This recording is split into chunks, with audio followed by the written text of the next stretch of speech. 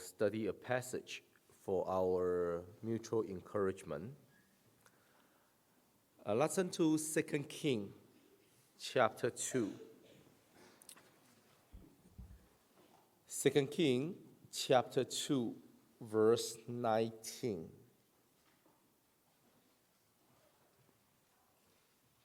2 Kings chapter 2, verse 19.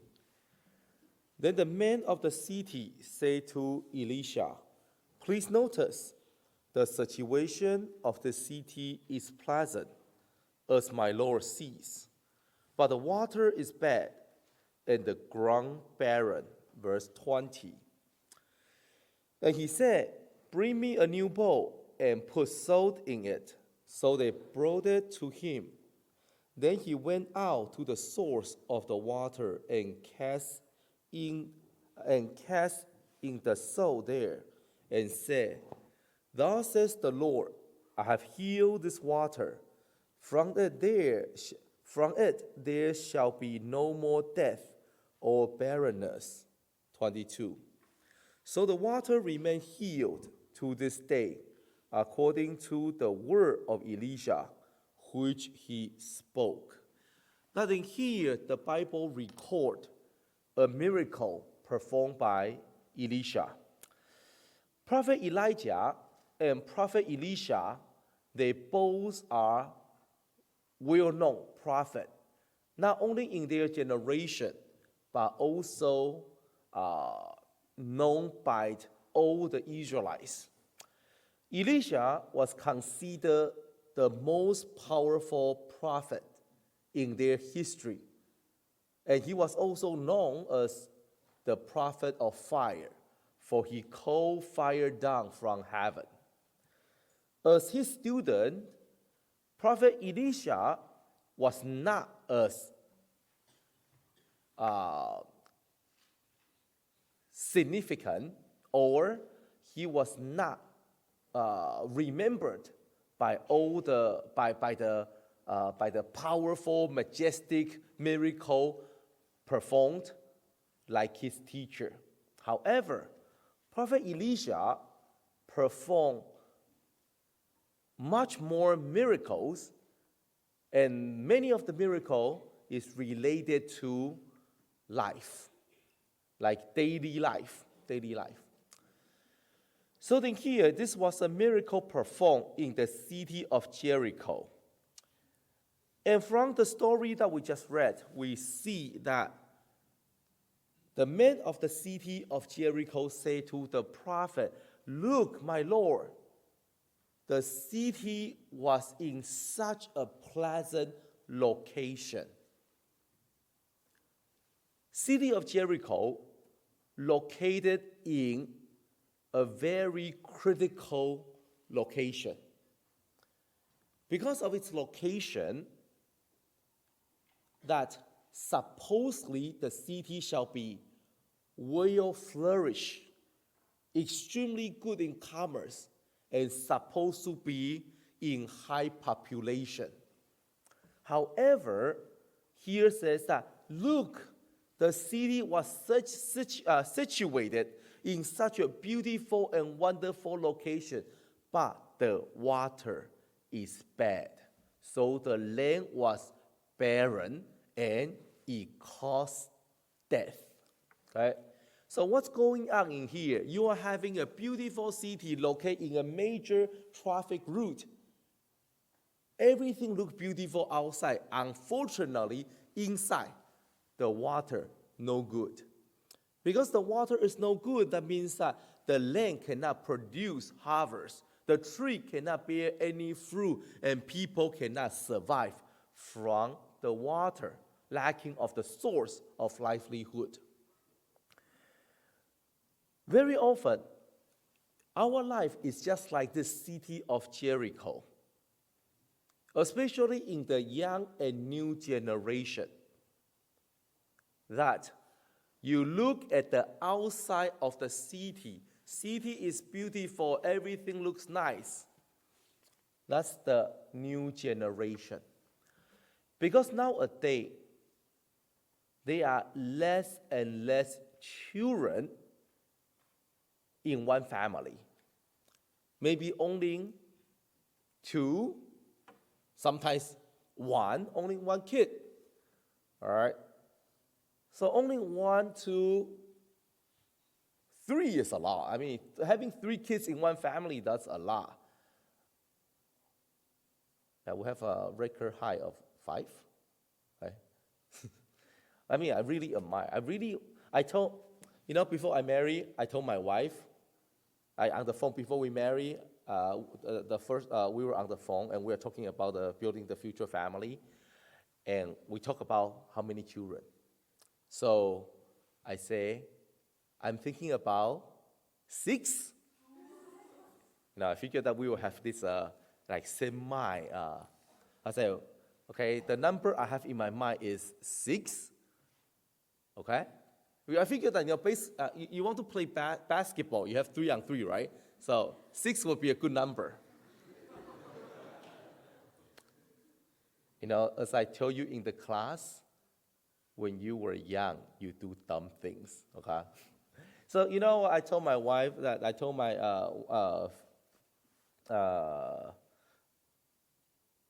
fiancée, at that time, I told her that 6. And then there was a long pause on the phone. And then she said, can you go marry someone else? So, nowadays we have less children. So, because we have less children, so every child, every kid, they receive so much attention, so much resources compared to the previous generation. Previous generation, they have 5 kids, 8 kids, 10 kids, 12 kids. My father got like 13 siblings, 12 siblings. So that because in the old days, many children, so it seems like the children just grow up on their own. But in this generation, you receive everything. Your parents, they will squeeze out every drop of their ability just to provide the best for you. So you are like the city of Jericho. You are being given everything, situated in the beautiful land, in the good location, beautiful city wall, everything beautiful. Outside, you learn this, you learn that, you dress nicely, like everything you have outside looks beautiful. Why? Because you were provided with the best. However, though outside seems beautiful, well situated, that it seems that in your generation you have everything materially abundant. You are given so much. But at the same time, some of you, if not many of you, the inside, the river is no good. The water is bad. So though that outside you seems to be happy, joyful, you got everything, you are the treasure of your parents. Outside, they do everything for you, and they give you everything. But inside, that there's a place that they might not be able to touch, or there is a place in your heart that you feel nobody understands, or there is this struggle in your heart that you really want to do something about it, but you cannot. Just like this water. Though the outside seems glamour, but inside is dying. The water is there, but the water is bad, so that you cannot do anything about it. The land was barren. You cannot bear any fruits. This is the situation, maybe, for some of you. So what do you do about that? If you feel by searching or chasing after the pleasure of the world that will satisfy you, let me tell you, you will only be worse. You will only be emptier than ever. Okay? That when you try to have fun, enjoy, excitement. Then after the excitement fades, what left for you is only emptiness. So then here, when there is a problem, the people in the city of Jericho, they knew that there was a big problem. So what did they do? They went to the man of God. So you know what? You have two choices. Trying to quench the thirst of your heart. Trying to fix the bad water inside of you. You can choose to run after the world and try to locate a remedy. Somehow, somewhere, a medicine that will help you. Would you find them? Yeah. You will find them. But they only relieve you temporarily. You know that you are so dry, so tired, so dry, so empty. So you went to Disneyland. Would that help? Maybe. All right? You have excitement of the afternoon. So much fun. I love the cup thing. What is that? What is that called? Teacup. I don't know. Maybe you like merry-go-round more. Okay, I don't know. But you know what? Do you get to enjoy? Do you get to have fun? Do you feel that, wow, I have a good day? Yeah, it does help. It does. Things of the world does help you and relieve you, but temporarily. And after the excitement gone, as it gets to the evening, knowing that you have to go back, leaving this, what you may call that, fantasy land? No, what you may call that, wonderful land? What? Happiest place on earth. All right. I don't go there because it's not happy for me. They are too expensive. All right. You are happy because you don't pay. All right. So, you know that as it gets to the end of the day, as you know that all this fun, all this excitement is going to, you have to leave. You have to be part away from it. You have to go back to your whatever you are dealing with. Then it's the same. So the remedy, the help from the world is there, but it's all temporarily. So then here, when there was a problem, the men of Jericho, they went to the prophet of the Lord. When you have the problem inside, outside you can fix it yourself, okay? Outside, you figure out a way to fix it yourself. Inside, if you want to fix the problem inside that nobody can help you with, if you want to deal with the emptiness inside, the only way for you is to come, kneel down sincerely, and find solution in front of the Lord through your knees. Okay? So then here, when they found the prophet, and then the prophet provided a solution for that. What did the prophet say? He said, bring me a new bowl and put salt in it. So they brought it to him. Then there is salt there. Then he went out to the source of the water and cast the salt there. Okay? So now you want solution. I know that some of you in these few days, you have been praying hard. I can see that. I see that you pray hard. You stay for the mealtime prayer. You went for the evening prayer room.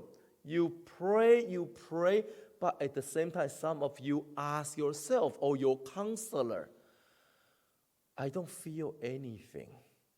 I don't know where is my help. I still feel weak inside. I don't know how to go home and continue to deal with my problem. Right? You feel that I did prayer just as you say. I try to pray just as you ask. But the water is still bad inside and I don't know what to do. Yeah. Because in here, yes, you found the man of God. But are you listening to the instruction? In here, you do not just find the man of God, which means you do not just, I'll just pray, and then everything will be fine. Here, there are also additional instruction. that you must comply in order for your water to be fixed. What is the first requirement? A new bowl. New bowl means it is clean. New bowl means it is usable. And in here, you put the salt inside the bowl means the bowl is empty. So what does that mean? It means that when you come to the front of the presence of the Lord, when you kneel down and pray, the first thing that you must present is a new bowl, a new life. A bowl that you already wash it, keep it clean, keep it clean. So we always, in every SSC, I always remind the students, the result of the prayer has often been predetermined before you kneel down. Don't deceive yourself. You do not act terribly in your daily behavior, in your words, in your mind, and then suddenly you kneel down, and then you become all holy and perfect, and then God will listen and answer your prayer. It doesn't work in this way. Every bit of your life, the way you conduct your action, the conversation that you engage, everything contribute to the result of the prayer already. Of course, praying hard is important, but it takes two of them to go side by side for your prayer to be powerful. You need to concentrate, pray hard, pray intelligence, in importunity, of course. Pray loud, pray hard, give your heart, concentrate, sure. But also how you act, how you live, how you talk, how you interact with your siblings, how you talk to your parents, everything combined together to determine if God will listen to your prayer. So then here, new bowl means the bowl is clean. Of course, you are not perfect. There are many things that you need to change. Same here. But at least that's a direction that we need to strive forward. We try to keep the bowl clean. Second, in order for the bowl to contain salt, you have to make sure that it is empty inside. When you kneel down and pray, if your mind is still filled with all these things on earth, okay? You just had your finals week a few days ago, and you are so worried about it. Let me tell you a fact. Too late. Because what has been done. Okay? If you didn't study, well, then you will find out what happened on your test score. So, you know what? It's too late to worry about any of those. So, you know what? There's a way to save you. You pray hard. God, save me, please. Next time I will study harder, okay? So, you know what? If you have a lot of worry and anxiety, you need to clean those out because it's not time for that. This is not the time for you to worry about your school. It's not. This is the time for you to worry about how to survive in next semester. I'm not talking about school grade.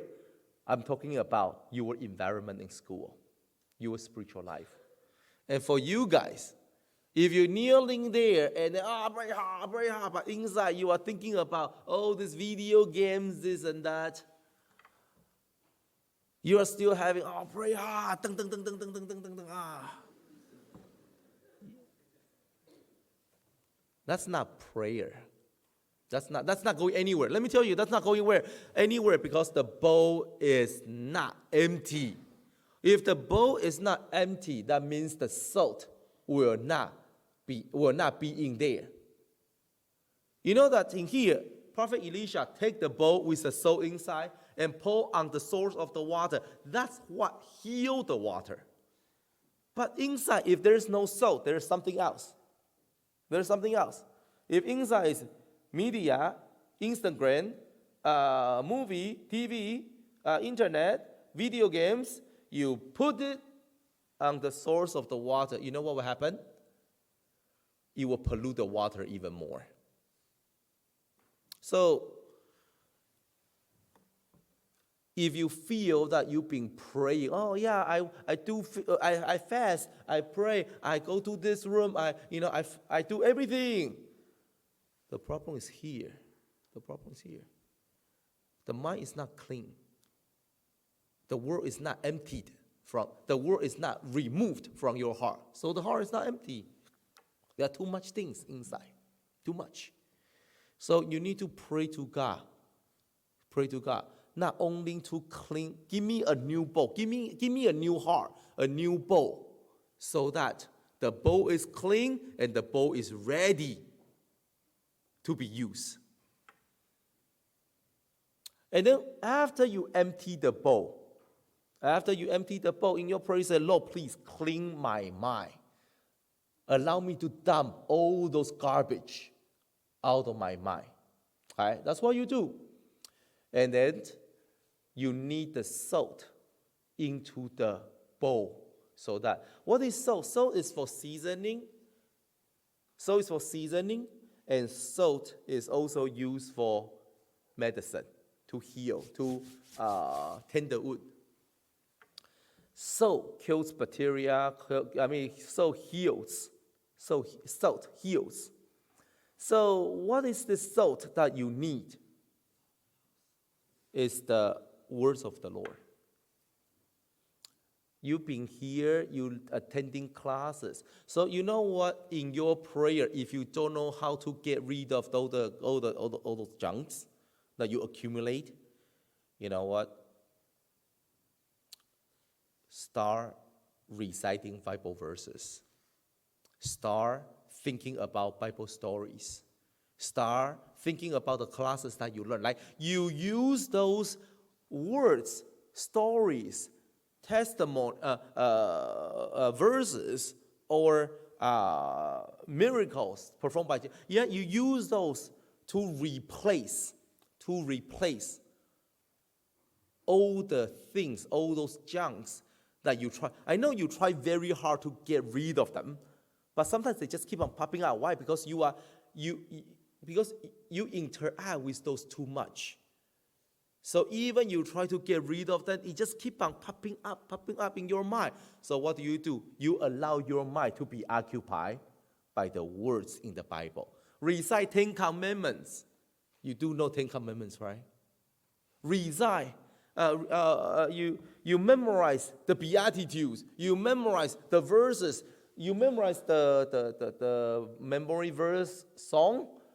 All those help. Those are the salt that you pour into the bowl. When the bowl is filled with the words of God, then the filth cannot exist in there anymore.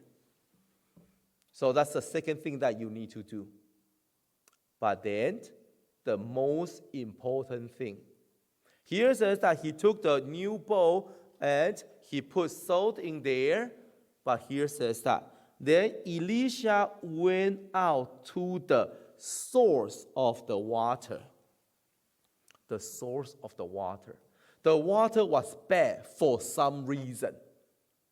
It did not just become bad out of nowhere. There is a source. There is a reason. There is a cause. There is a reason that inside your heart the water is bad. There is a reason that in your life you feel dry and empty. There is a reason that why after all this year in the church you never feel God. There is something. There is something inside of your heart that you might not want to deal with. It's not that you don't know, but you are avoiding it. Okay? Because you know that when you face it, when you look at it, when you see the ugly side, the inside, the dark side, you knew the moment you see it, you have to deal with it. You knew that when you need to deal with it, it's very painful and you don't want to let go. So the best way is not to touch it. So you have this corner of your heart cut off from the entire part and say, all right, we will repent, but we never touch that part. We will change, but we will never touch that part. We will confess, we will be in front of the Lord, we will do this, we will do that, but we will never touch that part. Why? Because you don't want to let it go. And that's the source of the bad water. If you do not deal with the source, if you do not deal with the origin, the cause of this emptiness in you, if you do not deal with the reason that you feel distance from God, then it doesn't matter how many SSC you attend. It doesn't matter how many prayer you conduct. It doesn't matter how much tear that you shed. It doesn't matter, because it will come back to the old way. You will go back to the old way.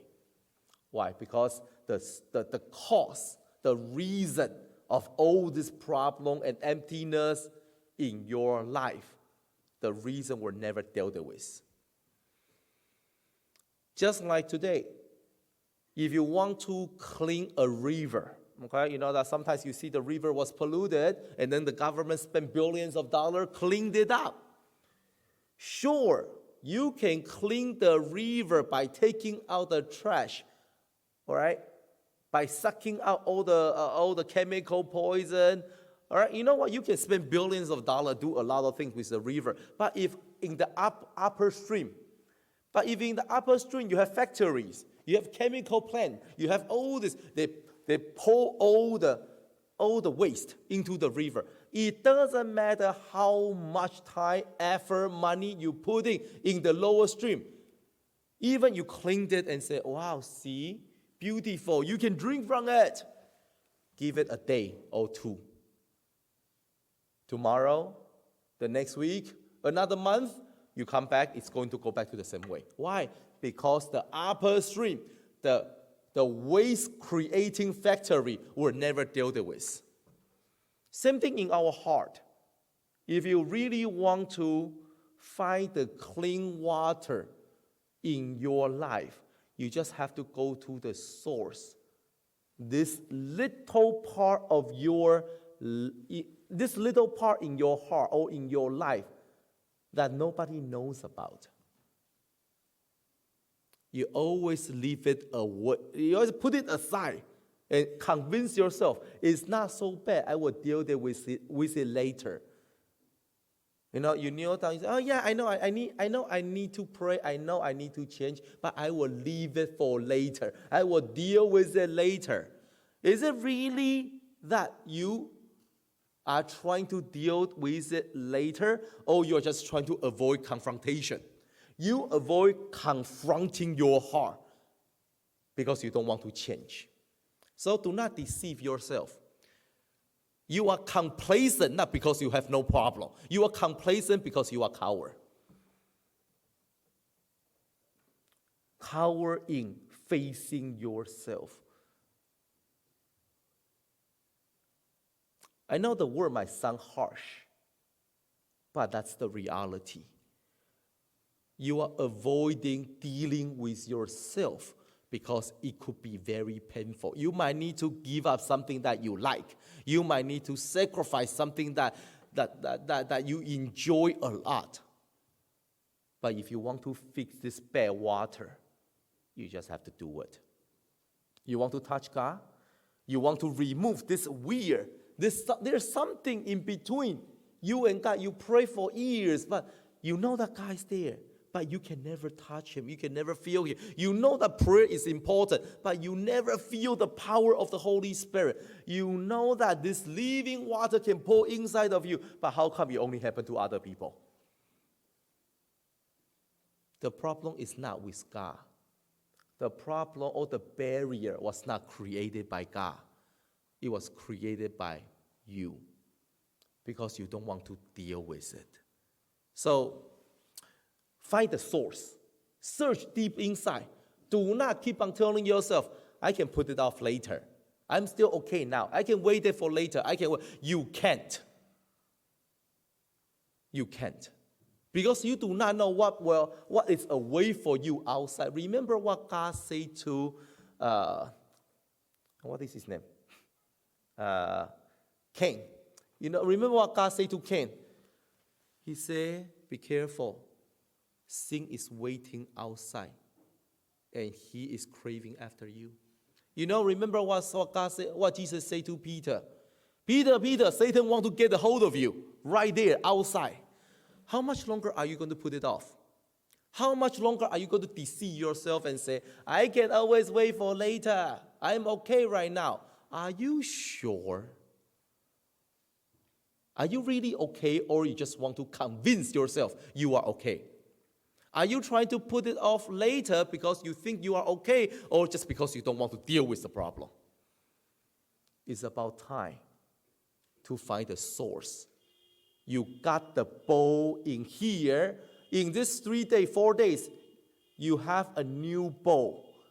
You receive the salt inside. It's about time for you to find the source and deal with it. Thank you. Okay, now we're going to come to the front to pray. Search your heart. Because without searching your heart, long prayer doesn't do you any good. Okay, let's all come to the front and let's pray in one accord. Hurry up.